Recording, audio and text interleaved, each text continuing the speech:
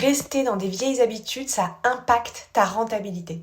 Je m'explique. Si tu veux gagner du temps, faire en sorte que tes résultats arrivent un petit peu plus tôt, voire beaucoup plus tôt, ça va te coûter quelque chose. Si tu veux économiser ton énergie, ça va aussi te coûter quelque chose. Si tu veux une meilleure productivité, une meilleure rentabilité, plus de liberté dans tes activités professionnelles, mais en plus aussi plus de temps personnel, eh bien oui, tout ça, ça a un prix.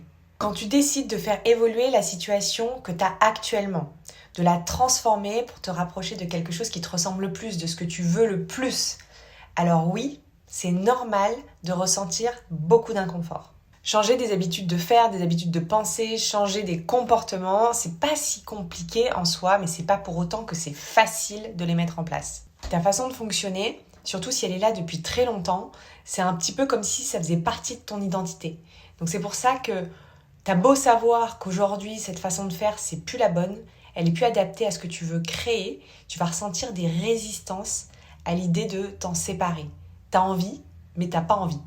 Et en même temps, j'ai envie de dire qu'est-ce que c'est finalement quelques semaines ou quelques mois d'inconfort pour pouvoir ensuite accéder à ce que tu veux.